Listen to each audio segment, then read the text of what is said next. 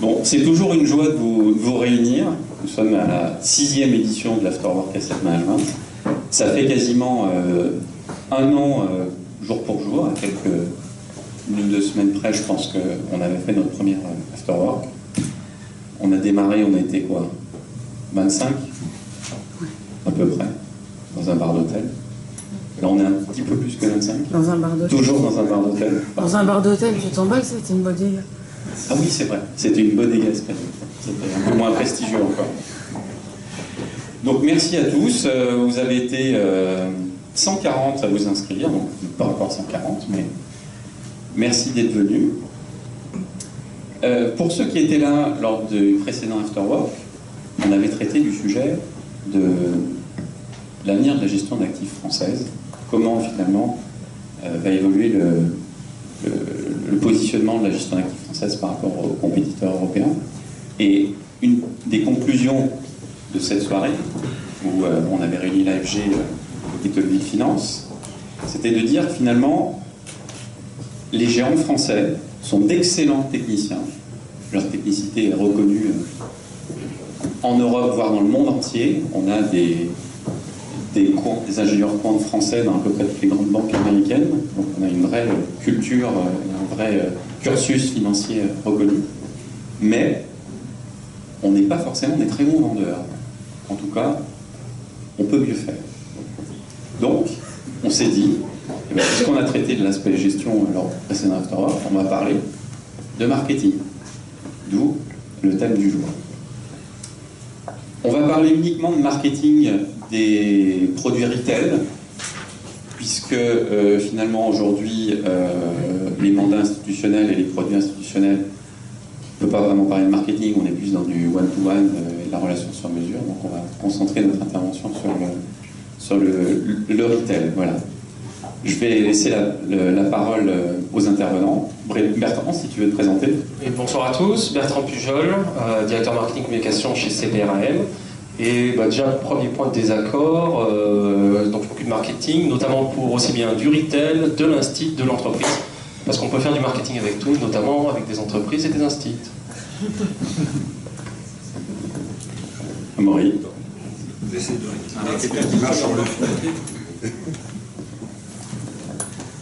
Oui, bonsoir, Amaury de Ternay. Je travaille dans une boîte de conseil que j'ai créée qui s'appelle Adaltis Partners, la clinique de la gestion d'actifs. Et je suis surtout porteur d'un projet de société de gestion FinTech intégrée.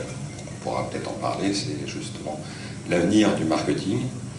Je pense qu'on se rejoint sur le fait que le marketing touche tous les créneaux. Voilà, on en reparlera. On est d'accord, c'est pas bien. Thierry. Bonsoir, Thierry Goudin, je suis directeur marketing de Groupama Asset Management.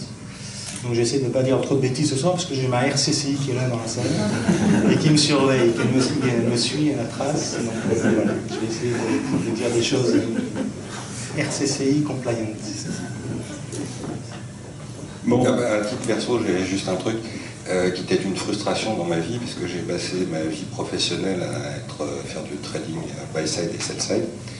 Et au départ, j'avais un MBA en marketing stratégique. Donc, d'où le lien avec le marketing d'ailleurs. Je propose de démarrer par constat, finalement, et faire un premier bilan de ce qu'est aujourd'hui le marketing des OPCVM. Je propose de démarrer avec Thierry. Oui. Alors, quand on parle de marketing OPCVM, dans le monde du retail, comme l'a dit Raphaël tout à l'heure, en fait, il faut garder en tête que c'est un monde B2B2C. Avec un deuxième B qui est en pleine évolution, je crois qu'on y reviendra un peu tout à l'heure, et ainsi de clients, pour clients, avec lesquels on n'est pas forcément en contact direct, par définition, qu'on doit apprendre à connaître de mieux en mieux, et pour lesquels je pense que l'enjeu de demain, c'est, pour nous, asset managers, c'est de faire en sorte que nos produits ne soient plus non seulement vendus par les distributeurs, mais soient de plus en plus achetés par les clients retail. Et pour ce faire, je pense que l'une des clés, ou l'un des facteurs clés de succès, ça va être de redonner du sens à l'investissement financier, de redonner du sens à nos produits. Quand un client investit et fait un acte d'achat dans nos produits, c'est donc de redonner du sens. Et pour ce faire, je pense qu'il faut qu'on mette en avant plus le bénéfice client de cet acte d'achat plutôt que le bénéfice produit tel que le marketing au PCM dans sa globalité jusqu'à présent est axé.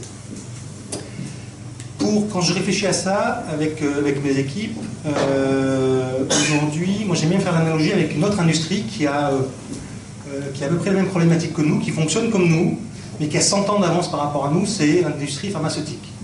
L'industrie pharmaceutique est encadrée par une réglementation très contraignante, comme nous. Elle a des intermédiaires, distributeurs, les pharmaciens, les hôpitaux, les médecins, des prescripteurs, etc., comme nous. Elle est sur des produits très techniques, comme nous, avec des molécules incompréhensibles. Elle est avec des produits qui ont des time to market très très longs, comme nous, puisqu'on doit construire des parcs licornes de plusieurs années, on doit éprouver le processus de gestion sur plusieurs années. Donc on a à peu près finalement les mêmes problématiques et on est des industries qui sont assez similaires sur ces points de vue-là. Quand on regarde comment l'industrie pharmaceutique a réussi à mettre en avant le bénéfice client sur ses produits, quand elle vend un produit, elle ne vend pas le fait que l'acide ascorbique c'est composé comme ça et c'est fait avec telle ou telle molécule. Elle vend son produit en disant « vous avez mal à la tête, prenez l'aspirine ». Nous, aujourd'hui, on n'a pas réussi à franchir ce pas. On n'a pas encore réussi à franchir ce cap. On a un marketing qui est trop axé sur la technicité du produit, sur le moteur, et non pas sur le bénéfice client. Et je pense que c'est un des enjeux de demain du marketing, pour faire en sorte que le mass market, dans sa globalité, puisse acheter plus nos produits, c'est redonner du sens en mettant en avant ce bénéfice client. Bertrand, tu veux compléter ? Oui, effectivement, je pense que les analogies un peu avec des industries vont être intéressantes. Notamment, une des questions, c'est, je ne sais pas si vous connaissez beaucoup d'industries où dans un seul pays, vous avez plus de 200, 300, 400 acteurs qui existent. 90% sont rentables. C'est quand même malgré tout le cas de notre industrie. Ça n'existe nulle part. Et vous prenez la France, c'est le cas. Vous allez en Allemagne, vous allez au Luxembourg, vous allez en Belgique, etc. Vous avez une multitude de gros acteurs, d'acteurs internationaux, d'acteurs locaux. Et donc aujourd'hui, face un peu à l'évolution du marché inéluctable, il faut qu'on se réfléchisse un peu tous à quelle est notre valeur ajoutée pour le client ou pour le distributeur, mais pour le client également.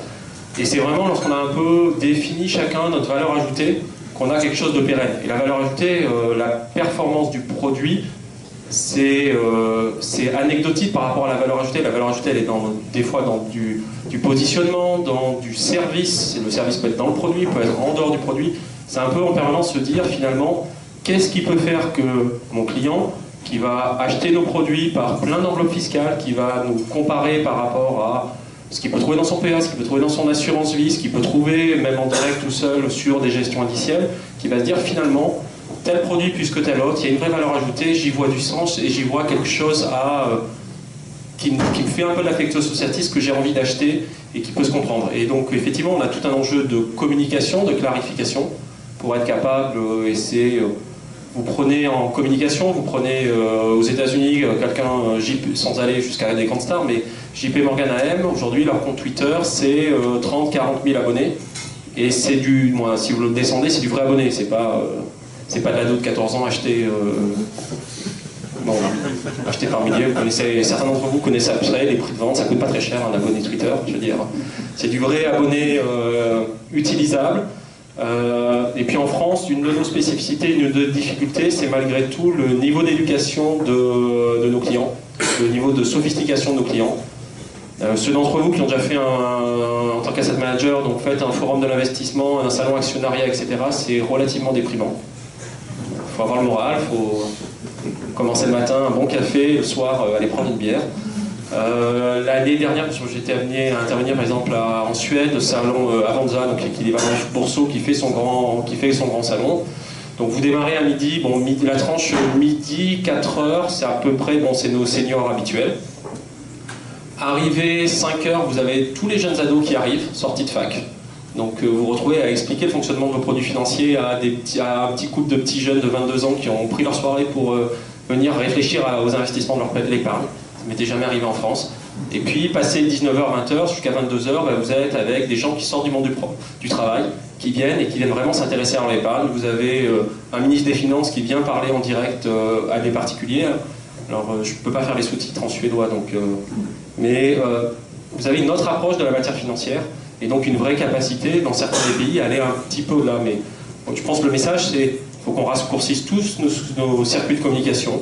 Un minimum, lorsqu'un client veut savoir ce qui se passe dans votre produit, le mensuel, c'est plus la norme. La norme de demain, c'est un minimum l'hebdomadaire, c'est-à-dire comprendre ce qui se passe, être sur des circuits courts et en permanence réfléchir à votre valeur ajoutée en tant que société de gestion. À la fin, la perf, c'est ça va, ça vient, c'est pas l'essentiel dans un produit.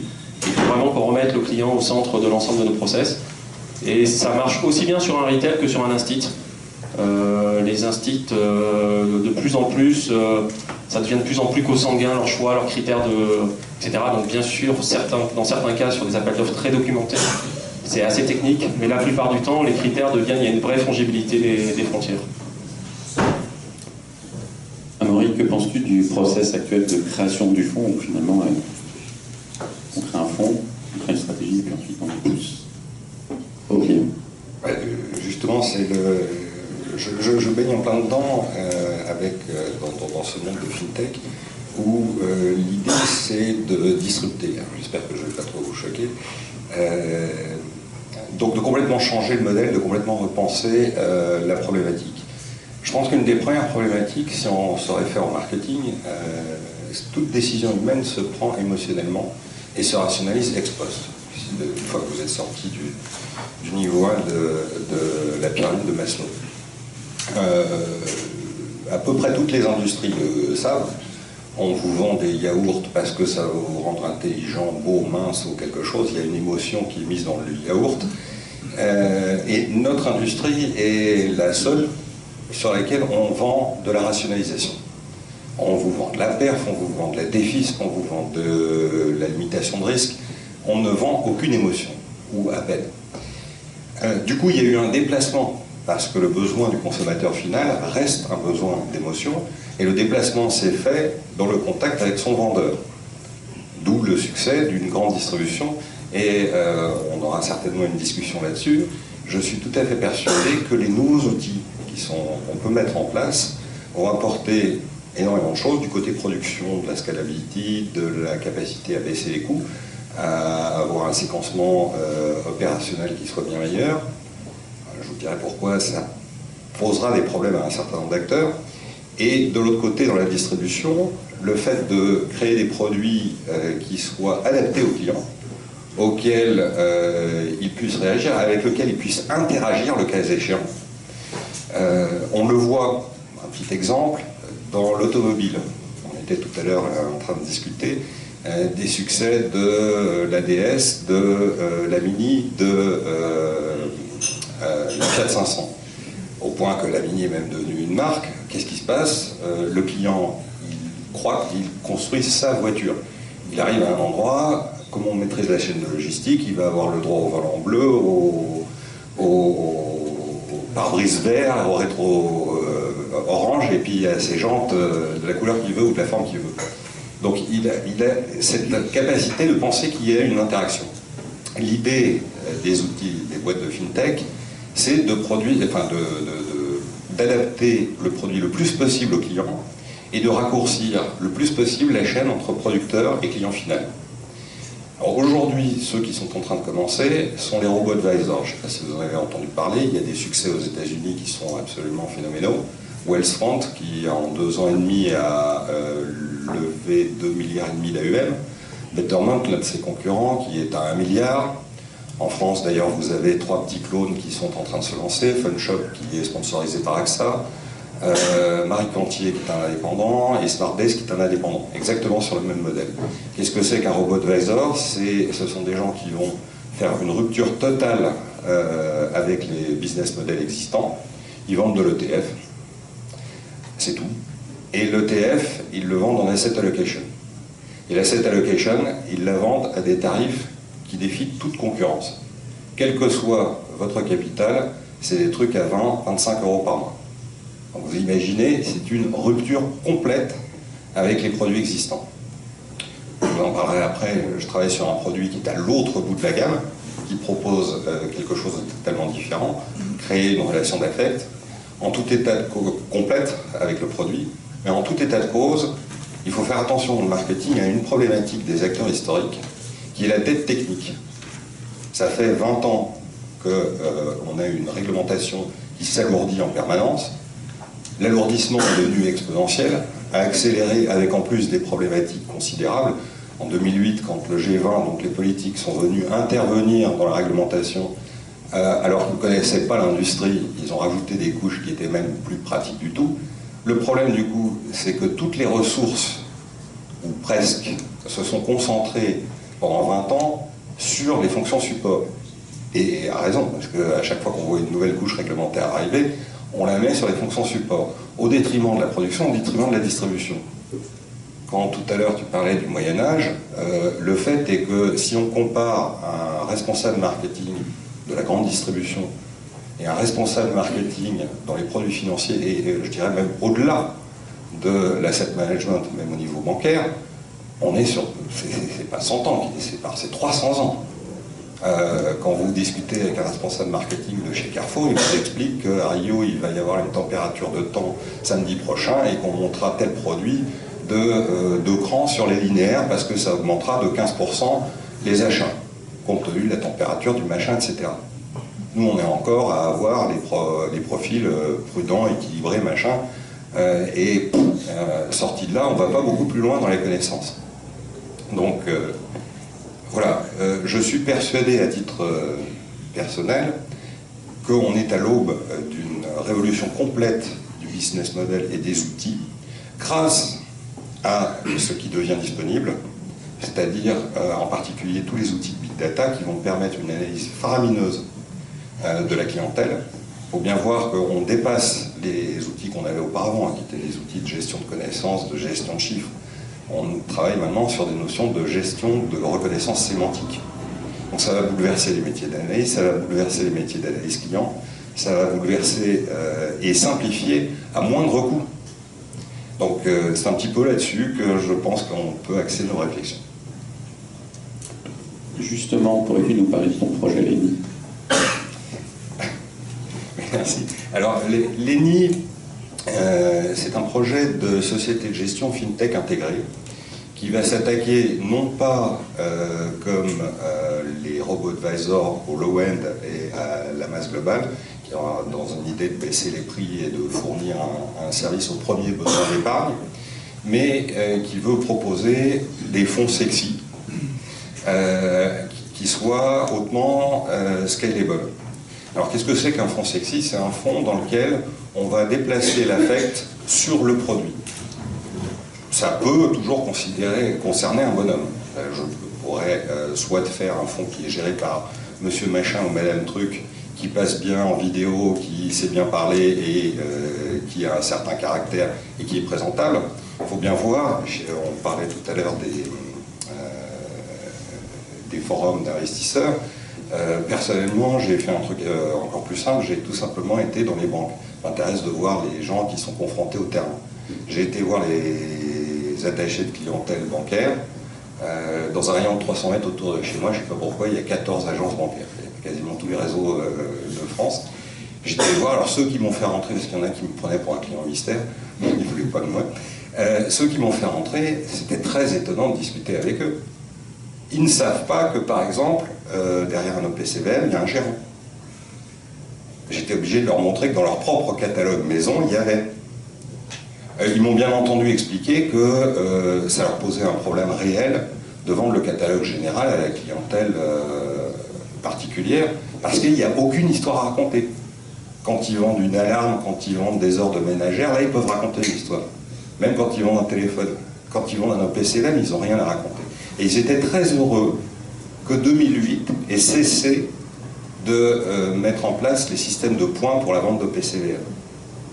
Tous les réseaux ont immédiatement arrêté de forcer la vente de PCVM, parce que d'ailleurs malheureusement les sociétés de gestion de réseau ont bien ressenti dans leur relation avec leur groupe. Comme j'étais chez BNP.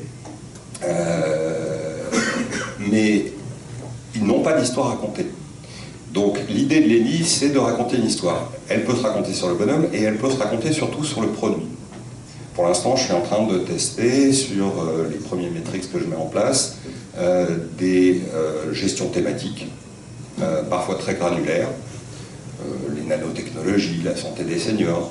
Alors, on me dirait ça existe déjà, simplement les outils que je veux mettre en place pour pouvoir l'exploiter, c'est-à-dire le moteur que j'ai créé en dessous, me permet de penser que nos performances seront relativement sympathiques et surtout que je peux ajuster le risque de chacun de mes portefeuilles au niveau de risque voulu par le client. Bon, ça c'est quelque chose dont je ne lui parlerai pas d'ailleurs. Pour faire court, l'idée de base, c'est vraiment de recentrer la proposition de valeur sur le produit, de manière à éviter que les clients dépendent uniquement d'un intitut personné avec un ou plusieurs bonshommes. Pour la petite histoire, donc mon métier de conseil m'amène à faire de temps en temps des propositions. J'ai eu l'idée il n'y a pas très longtemps de faire une proposition à un certain nombre de sociétés de gestion sur le thème de la rétention client.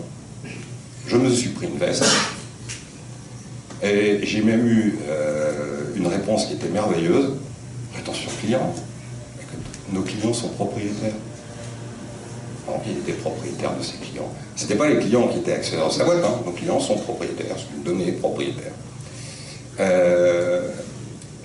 Je pense, et ça c'est quelque chose qui peut être effrayant quand on n'est pas de l'autre côté, enfin quand on n'est pas du côté FinTech, je pense que la distribution peut être extraordinairement rapide.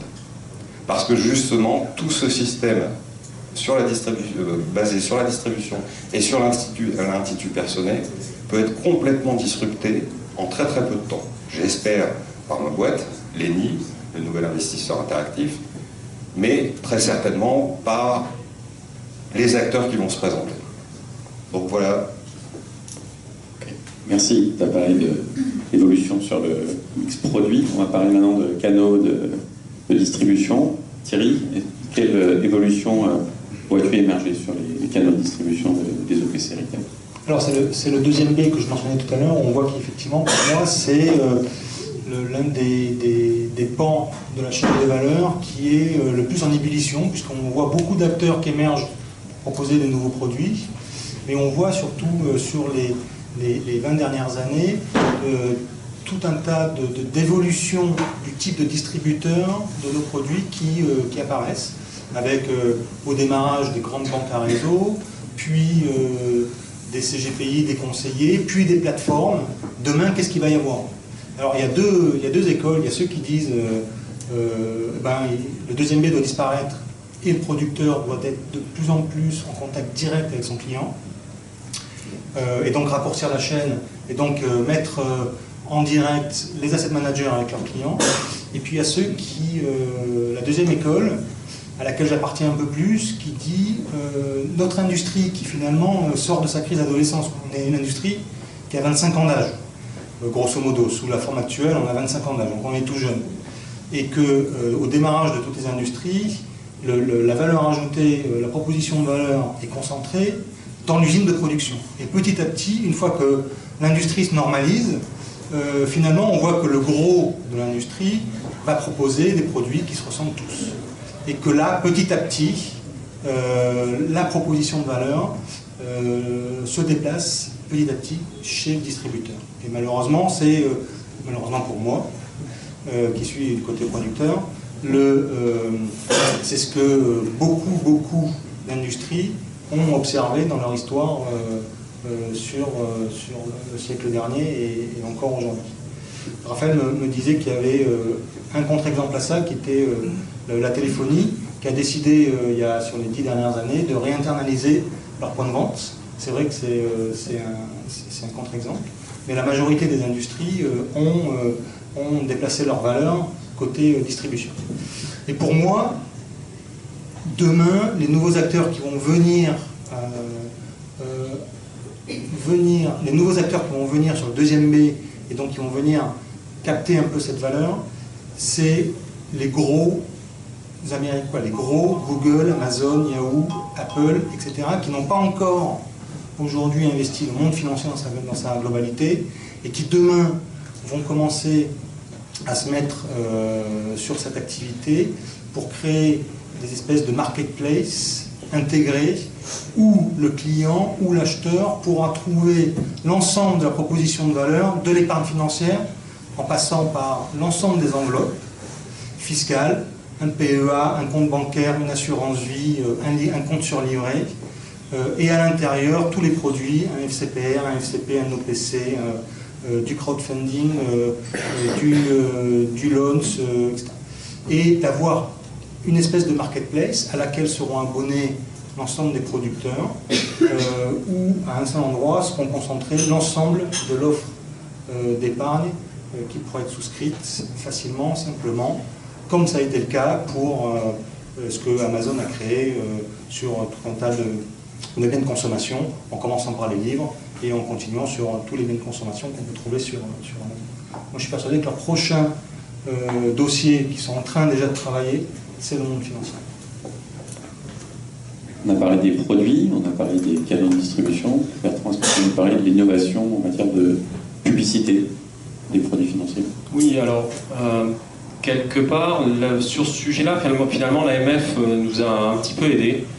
Si vous reprenez aujourd'hui nous a aidés, même si on a râlé, si vous reprenez un magazine il y a 10 ans, financier classique, donc vous aviez 20 pages avec, alors c'est plutôt des hommes, désolé, l'homme en train de gravir la montagne ou l'homme sur son bateau avec un beau graphe de perf qui montait, éventuellement le fonds qui se comparait, alors il y a 15 ans c'était face à un indice, on avait même oublié de réinvestir les dividendes, un gros chiffre et tout allait bien, venez, on achetait le produit, on mettait en gros le nom en haut et la promesse et la publicité c'était résumé à peu près à ça.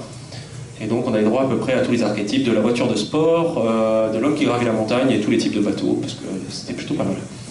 Bon, l'AMF est passé par là, on a pu tous un peu râler. Dans les faits, je pense que le vrai enjeu, c'est que la publicité, c'est qu'un des éléments finalement de la communication qu'on a avec le client, et je suis un peu sur le même sujet sur quelle valeur ajoutée, qu'est-ce qu'on peut avoir. Et puis des fois, ce qui est bien, c'est de retourner voir les clients et de se prendre quelques claques. Je vais prendre un exemple sur tout ce qui était produit retail ISR.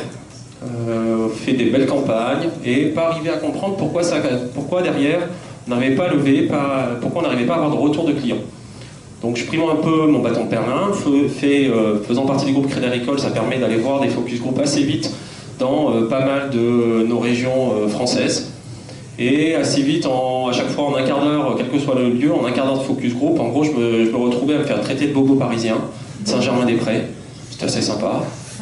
Pourtant je leur expliquais mon best in class, ma notation, ESG, mes pondérations, etc. Superbe, la classe, un grand vide total. Et non, j'arrivais un peu plus classique, mais non finalement, et on se rend compte que toute la publicité, toute la communication qu'on veut faire, c'est de dire à la fin au client qu'est-ce que ça lui apporte. Et vous prenez l'ISR, quels que soient les labels, etc. Si à la fin ça ne change pas quelque chose sur vos investissements, c'est pas concret, c'est pas pragmatique. Et c'est pour ça que quand je dis les valeurs ajoutées, aujourd'hui vous avez plein de réflexions qui viennent de l'Institut et qui sont en train d'aller assez vite sur le client, sur tout ce qui est décarbonisation, donc se dire mon portefeuille ISR, pas ISR, on s'en moque, je veux juste qu'à la fin, il pollue moins.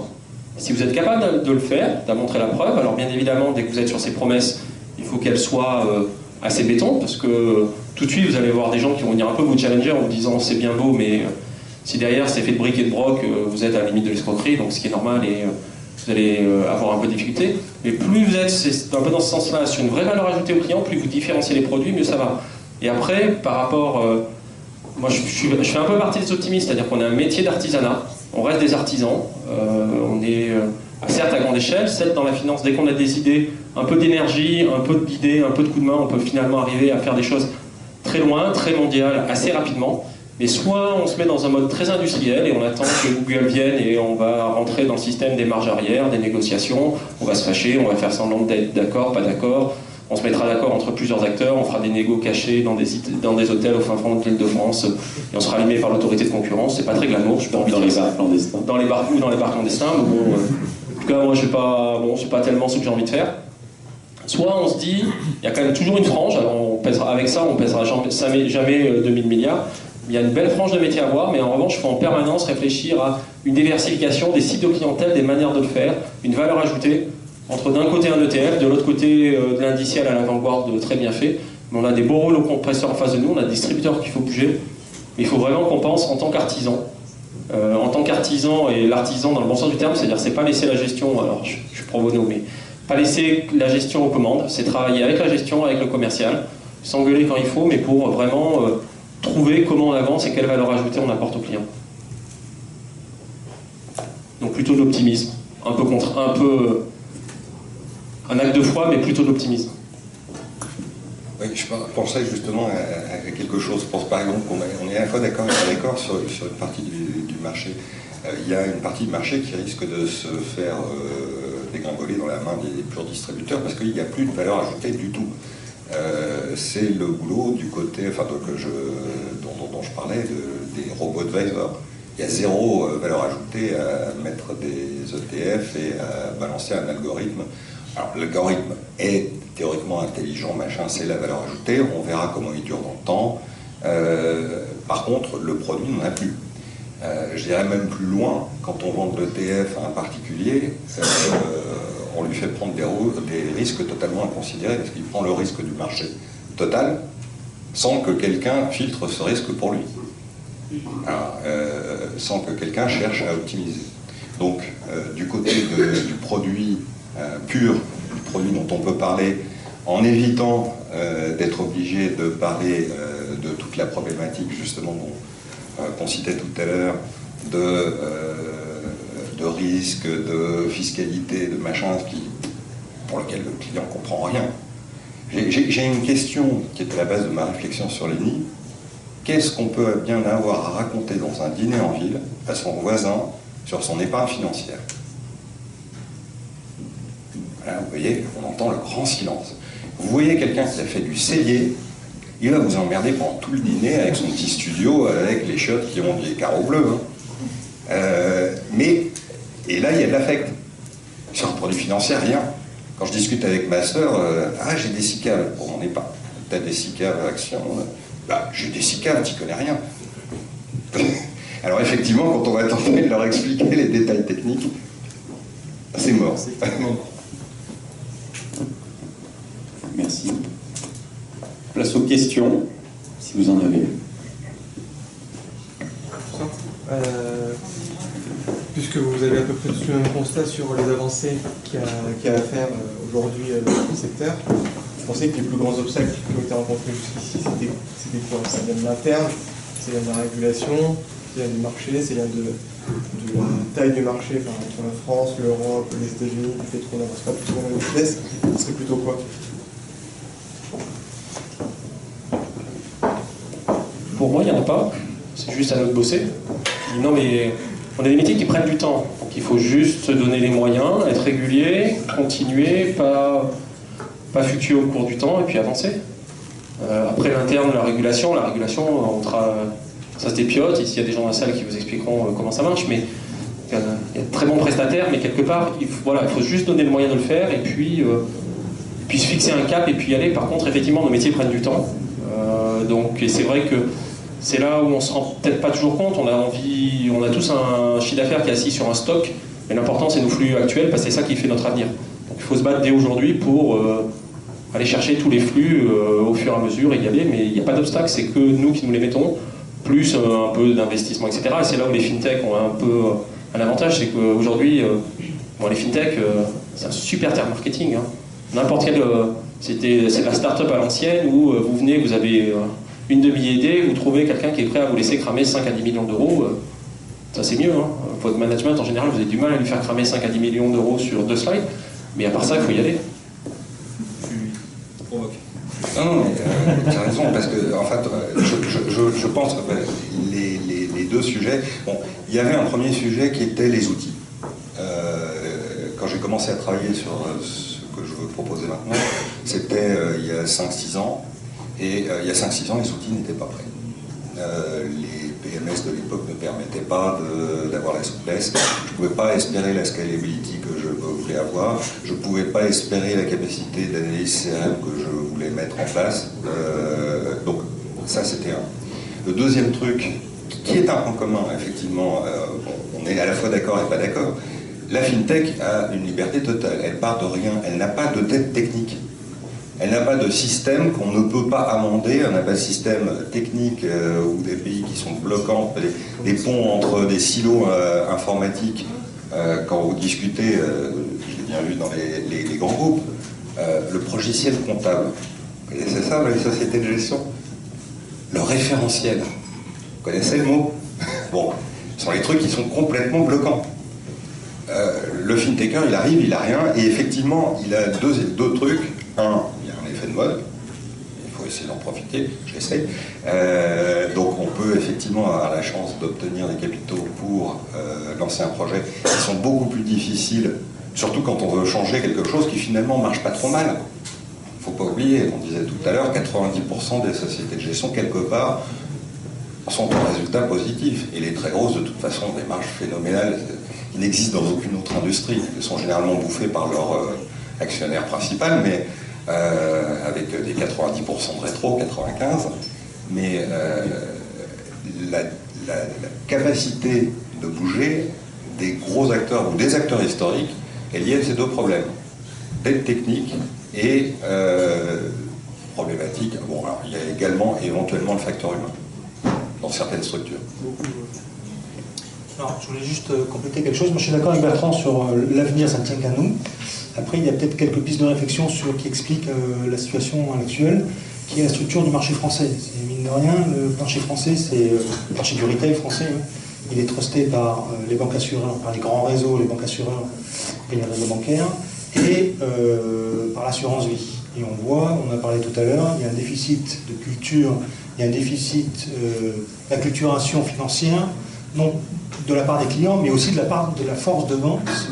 Tous les anciens titrards des années 90 qui étaient au sein des agences bancaires locales ont disparu, n'existent plus, ont été remplacés par des vendeurs qui sont des vendeurs multicartes, qui n'ont plus la connaissance financière des produits d'épargne, comme peuvent l'être le SCP, comme peuvent l'être la SICAF, comme peuvent l'être nos produits, l'OPC en général.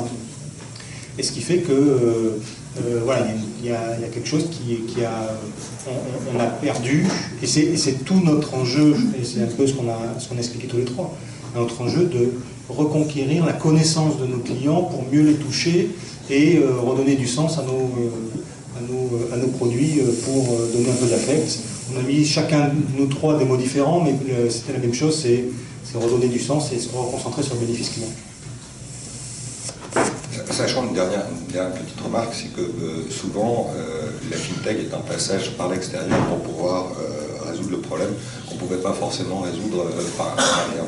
Quand vous regardez les parcours de pas mal de startups, vous vous apercevez qu'elles se font très rapidement et très souvent récupérées par des grands groupes. J'ai une question pour vous.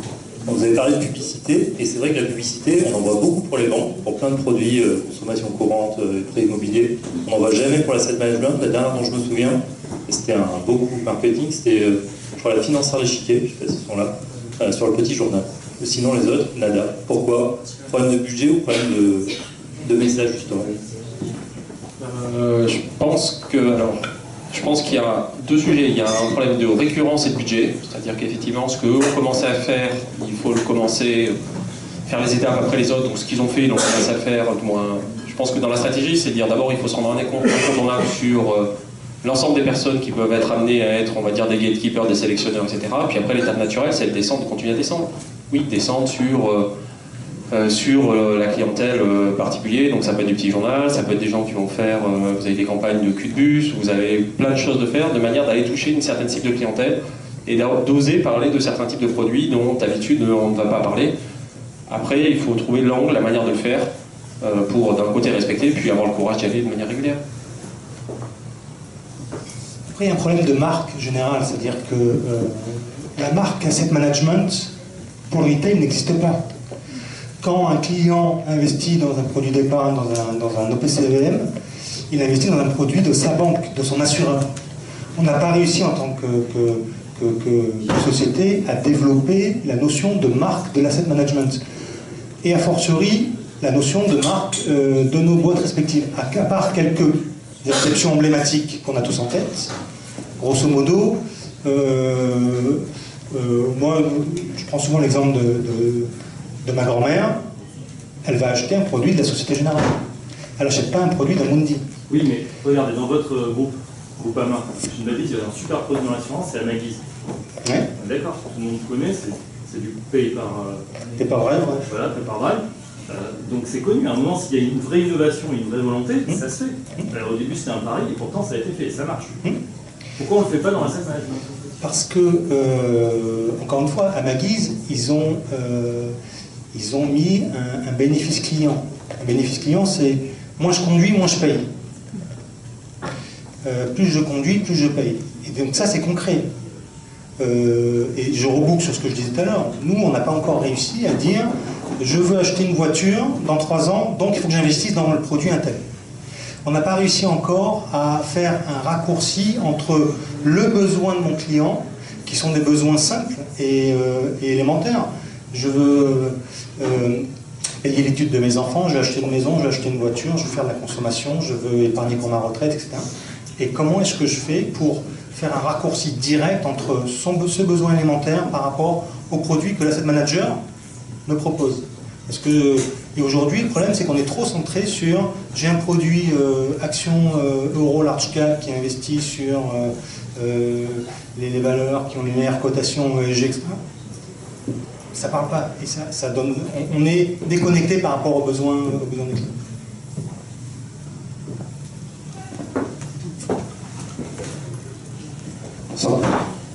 On a parlé pas mal de fintech, mais à mon sens, les fintech tels au niveau des sociétés que l'on voit, que ce soit en France ou même aux États-Unis, ne résout pas non plus le problème. C'est-à-dire qu'on mise toute la plupart du temps sur les ETF, et en particulier les ETF, ça ne va pas lui parler, même c'est des ETF indiciels, etc. Ça ne résout pas le problème qu'on rencontre également avec les OPCVM tels qu'on les connaît. La meilleure référence que j'ai en tête, à mon sens, c'est Motif Investing, qui, eux, présentent les choses sous une forme thématique, où là, effectivement, ça parle beaucoup plus aux individus, c'est-à-dire qu'ils investissent dans la santé des seniors, enfin voilà, plein de thèmes sont déclinés, et pour autant, derrière, ça reste une société de courtage, donc par définition, une démarche technique pour l'investisseur, et c'est quelque chose que je pense qui va être mis en place en France au niveau fintech, et également je pense que les sociétés de gestion ont leur carte à jouer à ce niveau-là, parce qu'on peut aussi décliner le concept sur le fait qu'on investit sur un gérant ou une société, et effectivement pas les fonds de la société en question. On a parlé un petit peu de la financière de l'échiquier, mais à mon sens c'est le meilleur exemple en France que j'ai repéré pour ma part, dans le sens où la chose que j'ai en tête, c'est la société financière de l'échiquier, ce sont les gens qui vont se déplacer pour aller rencontrer les dirigeants de société pour pouvoir décider s'ils investissent ou non. Et voilà, je pense que c'est la chose, c'est développer une marque, un concept sur chaque société de gestion qui fait qu'on va investir sur un bonhomme ou sur une société et pas sur forcément les fonds qui les composent ou les performances qui sont générées derrière. Voilà. Sur Motif Investing, je rebondis tout de suite parce qu'effectivement, le but de l'ENI, c'est de faire un Motif Investing en asset management. Donc, Motif Investing, pour ceux qui ne connaissent pas, c'est un broker américain qui propose effectivement des thèmes, mais extrêmement granulaires. Alors, eux peuvent le faire, c'est un petit peu plus difficile de le faire en asset management. Pourquoi? Parce que d'abord, on a besoin d'un univers qui soit suffisamment large et pertinent. Eux, à leur niveau, ils s'en fichent. Il n'y a pas besoin que ce soit pertinent, il n'y a pas besoin que ce soit performant. Les gens choisissent d'acheter ou pas, toute ou partie de paniers qu'ils ont fait sur un thème. Alors pour vous montrer le type de granularité, comme ils sont bien américains, ils vont jusqu'à vous faire des paniers de valeurs qui sponsorisent les républicains et de valeurs qui sponsorisent les démocrates. Mais l'idée de base, c'est de créer de la fête. Et Motif Investing fait partie des success stories. Les gens investissent parce qu'ils veulent. Dans mon tour d'agence bancaire, j'avais rencontré une jeune femme qui m'avait dit, écoutez, là où je suis, je vends rien. Par contre, j'étais à Magenta, il y avait Bobo, et les types, ils rentraient dans mon agence en me demandant de l'ISR. On en parlait tout à l'heure, et ils ne demandaient pas de l'ISR, ils demandaient le truc propre. Ils demandaient, et vous allez me prouver que ce qu'il y a dans ce portefeuille, ça n'emploie pas des enfants, ça machin, c'est respectueux du truc bidule, et les critères ESG, ils ne les connaissaient pas. Mais ils donnaient les leurs. Donc il y avait de l'affect. Donc, oui, et effectivement. effectivement, après, je pense que, en tout cas, nous, en tant que société, toute la partie thématique, c'est un vrai sujet, c'est un vrai enjeu. C'est une manière, effectivement, derrière. Alors après, il faut. La thématique ou la démarche ne doit pas à la fin occulter le fait qu'il y a, au bout de, sur long terme, il y a quand même un petit juge de paix. C'est est-ce que la promesse qu'on a rendue aux clients permet malgré tout qu'ils s'en sortent et qu'ils fassent fructifier son épargne? Mais vraiment de se pousser, de développer. Nous, aujourd'hui, on a beaucoup travaillé sur le thème des seniors. Aujourd'hui, chez nous, c'est 1 milliard en cours. On est parti de la France, on est en Hong Kong, on travaille sur des sujets à Singapour, on a des demandes sur le Canada. Quand vous avez quelque chose que vous le tignez, vous le faites proprement et que vous le faites sur 5 ans, 10 ans, ça finit par... L'avantage de notre industrie, c'est que ça finit par rentrer et de manière assez large. Après, le thème, il faut aller le creuser jusqu'au bout. C'est-à-dire que on travaille, nous, en partenariat on sponsorise des associations, on travaille en partenariat avec des universitaires. On essaie vraiment de se dire, vous voulez financer quelque part le développement de la silver economy et y contribuer, et c'est aller jusqu'au bout, aller vraiment jusqu'au bout de l'histoire et pas avoir juste une approche un peu facile du financier froid. Ça dure 2 minutes, mais après, au bout d'un moment, ça finit par craquer. Donc c'est vraiment aller au bout de la démarche. Oui, effectivement, après, je rencontre, je crée aussi une société, et effectivement, la thématique en asset management est très compliquée, parce que notamment sur certains fonds, par exemple, je prends des fonds Action Europe, on ne sait pas exactement, il n'y a pas forcément une ligne directrice sur les secteurs sur lesquels le gérant va investir. Mais par contre, je pense qu'on veut prendre la chose dans le sens où la société de gestion, le gérant pourrait faire un travail de vulgarisation, de mise à niveau de l'épargnant, en se disant voilà, la thématique générale c'est l'Action Europe, et expliquer pourquoi il investit sur telle ou telle société et pas uniquement sur des critères financiers de sous-valorisation, etc. Mais sur d'autres critères qui sont plus concrets pour l'épargnant et moins techniques par définition. Je rebondis aussi sur ta remarque d'investir sur le gérant. Il y a quand même un risque à ça, le risque homme-clé du gérant star. PIMCO a eu des agréables surprises en voyant ses encours fondre de presque 200 milliards avec le départ de Migros. Donc c'est bien, mais c'est un risque de la pérennité de la société de gestion, investir sur un... Oui, mais à ce moment-là, on peut reporter la chose plus sur la marque en tant que société de gestion que investir sur la marque que le gérant. Mais de toute façon, le gérant sera quand même mis en avant, rentre dans la stratégie de communication de la société. Voilà.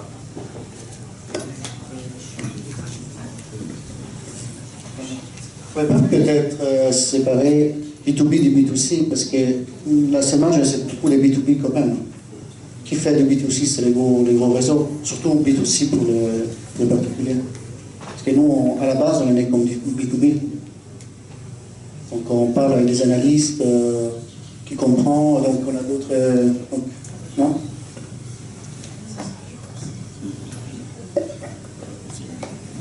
Moi, j'avais juste une petite remarque, en particulier sur le B2C. Le problème du B2C, c'est quand les produits sont indifférenciés, le coût d'acquisition client est phénoménal. D'abord, quand les produits sont indifférenciés, peu à peu, leur marge baisse forcément. Et c'est surtout le coût d'acquisition client qui est phénoménal, parce que le client ne va jamais venir pour acheter un truc spécifique. Il peut avoir exactement le même. Et c'est vrai que quand on regarde les produits qui sont dans les catalogues généraux des grands réseaux, qu'est-ce qui change entre les produits? Il n'y a qu'à regarder de toute façon toutes les marques, entre guillemets, de distribution qu'il y a en dessous d'Amundi, par exemple. C'est les mêmes producteurs qui font les produits, et puis ils sortent sous un autre nom, puis c'est tout. Donc, le coût d'acquisition client, là, c'est le problème, je dirais, majeur. Et la disruption peut venir de deux endroits. Soit on casse les prix, c'est ce que tentent de faire les robots advisors, soit on change complètement la perspective, la perception du produit. C'est les deux axes de disruption que je vois. Pour le B2B, c'est un petit peu différent. Quoique, il y a toujours des bons hommes derrière.